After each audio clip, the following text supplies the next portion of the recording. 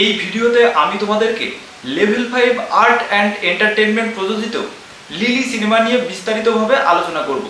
এটি একটি mystery crime thriller ঘরানার সিনেমা। এই সিনেমাটির পরিচালনার দায়িত্বে রয়েছেন অপরূপ বর্মন এবং দেবাশিস দাস। গল্পটি লিখেছেন অঙ্কুর মাইতি আর ডিওপির দায়িত্বে রয়েছেন পলাশ কুমার। তো বন্ধুরা, এটা এমন একটা সিনেমা যার প্রত্যেকটা চরিত্রের মাথায় গন্ডগোল রয়েছে। মানে তারা সবসময় ভাবতে থাকে কিভাবে কোনো না কোনো একটা ক্রাইম অর্গানাইজ করবে। ওকে, প্রথমে কথা বলবো এই সিনেমার মূল চরিত্র লিলি সম্পর্কে।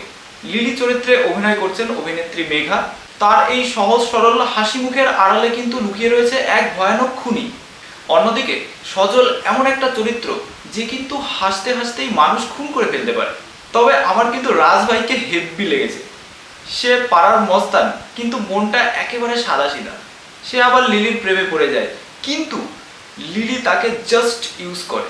এত কিছুর মধ্যেও আমাদের লিলি কিন্তু হিরো রোহানের প্রেমে পড়ে যায় এবং আমরা এই সিনেমাতে কিছু রোমান্টিক নাম্বারও দেখতে পাবো।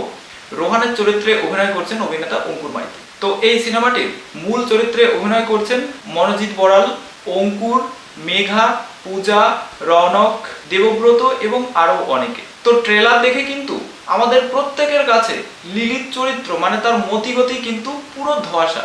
আর এই ধোঁয়াশা কাটানোর জন্য কিন্তু তোমাদেরকে অবশ্যই এই 27শে জুন এবিসি টকিজ প্ল্যাটফর্মে ভিজিট করতে হবে, কারণ 27 তারিখে লিলি মুভি এবিসি টকিজ প্ল্যাটফর্মে মুক্তি পাচ্ছে।